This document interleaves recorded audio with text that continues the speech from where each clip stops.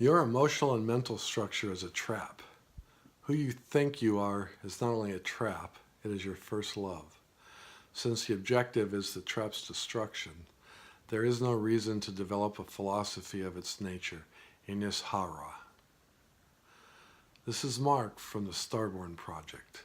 Welcome to the 15th installation of Starborn Arising.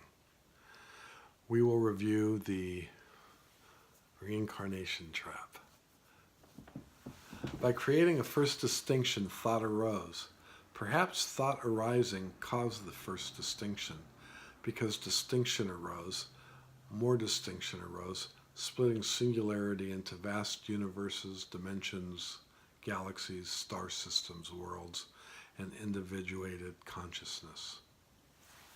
Out of this vast arising, an individuated consciousness arose as the being I experience as me, a middle-aged man with a career, wife, and family living in the last frontier of Alaska. In similar fashion, individuated consciousness arises as the being that you experience as you. Upon arising, we go through a process of birth, maturation, old age, sickness, and death. The Tibetan Book of the Dead describes the process of death and rebirth in detail.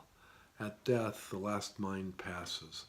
Dependent upon the totality of the last mind, a new mind arises, causing new being to arise. Previous actions create the new mind stream, and this mind stream enters into the world, its situations, states, and experiences, all based on the causes that resulted in the new mind. Each mind is the seed potential of the next mind.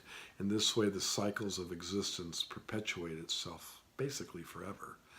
This profound explanation describes reincarnation as a trap. A friend recently described reincarnation as hell. I suspect that our experience of reincarnation, whether heaven, hell, or something in between, is based on the perspective we bring to life. Our desires bind us by shaping our mind and driving our behavior, all of which determines not only our current life, but our future lives as well.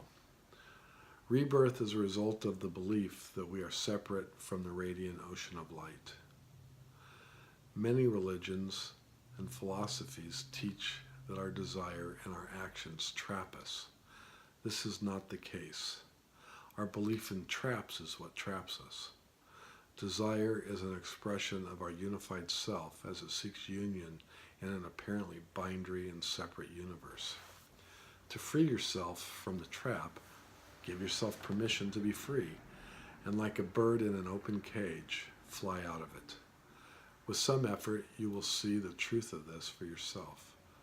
Samadhi is the realization of the state Buddhists call emptiness.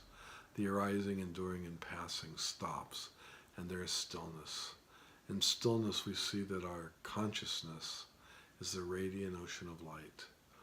Because there is no separate self, there is no reincarnation to trap us. Through our own observation, we can see that the process called reincarnation does not occur just between lives. It occurs in every moment. In each moment, a new mind arises, endures, and passes, creating the next mind, which arises, endures, and passes, and so on and so forth. Through observation, the trap becomes our liberation. Meditation helps us see the nature of mind, and it puts an end to the trap when we see for ourselves that the individual is no more real than the belief that karma binds us. There are many interpretations of self, who we have been, who we are now, and who we may be in the future. Each interpretation is incomplete, and we can use them as tools to uncover our true nature and free ourselves from the reincarnation trap. There is an interpretation of self where we are a single mind stream that comes into being, lives, dies, and is reborn. Each lifetime occurs in sequential order. In this interpretation, we are born and reborn as described in the Tibetan Book of the Dead and elsewhere. For instance, I have been a king in Atlantis, a warrior named Balumba, an Egyptian prostitute, a Christian hermit in India, a Shaolin monk, a crusader, a Tibetan monk, and many, many others, including farmers, slaves, prisoners, and peasants. You also have lived many different lives over the ages, from a peasant to a king, a warrior to a superstar. In another interpretation, self is outside of time, and all earth incarnations happen simultaneously. We arise as multidimensional beings who exist both inside and outside of time. As we see ourselves from this perspective, we access vast Akashic information, even though our three-dimensional mind may limit how we understand it. In another interpretation, lifetimes exist timelessly in many worlds, across realms, galaxies, universes, and states of being in 3-dimension, 4-dimension, 5 dimensions, and beyond. This state arises as if a dream, as we see ourselves as beings outside the earth realm, and at the same moment, we experience ourselves within the earth realm. Another interpretation views each set of world incarnations as if they were each a single day. In this view, we are the ancient ones who timelessly exist in the multiverse. We see that our lifetimes on Earth are today, our lifetimes in other worlds, whether Rigel, Arcturus, or in other galaxies, are other days, occurring in the so-called past, present, and future.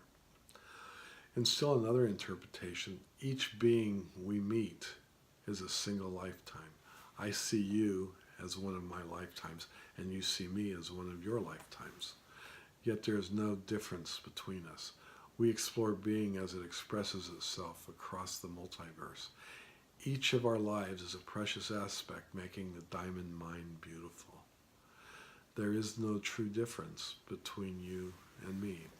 We are aspects of one life expressed in infinite form.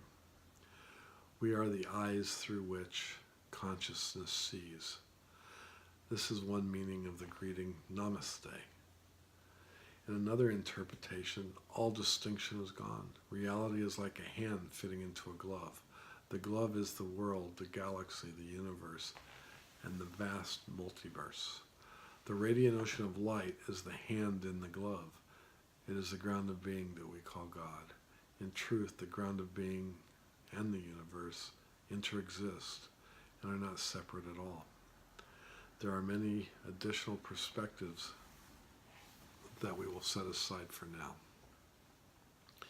In my most common experience, I live a common earth life. I am a middle-aged married man with a lovely family, struggling with the human condition.